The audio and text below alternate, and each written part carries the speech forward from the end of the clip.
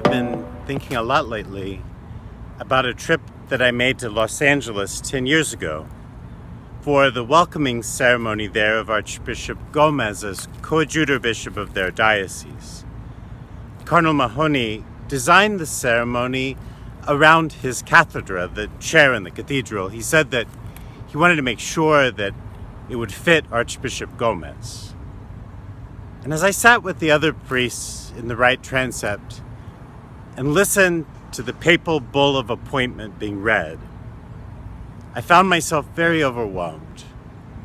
On a different day, the architecture of Our Lady of the Angels Cathedral and the beautiful tapestries that lined the walls, they would have been overwhelming in themselves, but that day, they were really hard to even notice.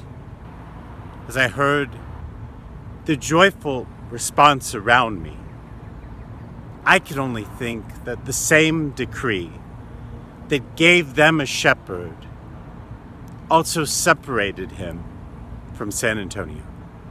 It felt final and unfair, like a divorce or an annulment. The bonds that connected him to us were broken so that he could take on this new mission. After 5 short years, he was moving on to applause and hope.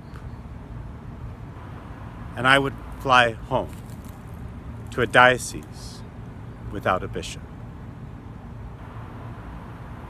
As I sat there that day, my applause was less than sincere. Thankfully, the story didn't end there. But it is a moment that forever aches in my heart. As the months and years washed by, the pain subsided, and now on very firm ground to measure the passing of time, I also know that soon after, we received with great joy a shepherd of our own. I remember us gathered with joy in Main Plaza, and I can only be grateful that the Holy Spirit moved both our church and the Church of Los Angeles along a path of blessing. I would not trade these last years with Archbishop Gustavo and the blessings that have been poured out on the Archdiocese of San Antonio for anything, not even for the comfort of continuity. I remind myself of this because today I find myself, us, at another place of transition.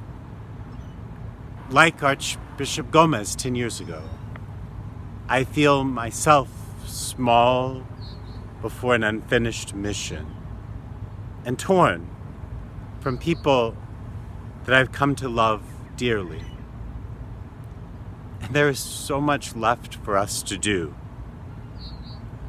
You may be aware that today, Archbishop Gustavo announced that he's assigning me to work with the people of the far west side of San Antonio to begin a new parish, Mary, Mother of the Church, on Petranco Road, all the way out at 1604. At the moment, the site, as you see here, is just a tree-covered hilltop surrounded by tens of thousands of new homes, and no parish, and no pastor. I can show you around a little at the end. The Archbishop is planning to formally establish the parish on the feast of Mary, the Mother of the Church, the Monday after Pentecost, June 1st this year. He will name me as pastor then, but we'll wait until July to actually make the transition. Each of our 3 parishes is active and alive, on a trajectory and living out a mission. Changing pastors can feel, it can even sometimes be, disruptive. But our parishes are more than an expression of me as your pastor. I've been with you as a parishioner And you have been with me in leadership through our priests and deacons, through our staff and our ministry leaders and our pastoral and finance councils. This does not change when Archbishop appoints a new pastor for you. I know that you are aware that not all priests are created equal. Some are easier to live with than others. Some are better communicators and preachers than others. Some are a better fit. Some are more energetic or more creative.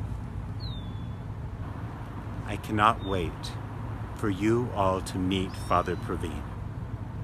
I was as involved as I could be in the discernment of your new pastor once the Archbishop informed me of my new mission. Father Praveen is, in fact, easy to live with. He is a great communicator and an effective preacher, a good fit for our parishes, and very energetic and very creative.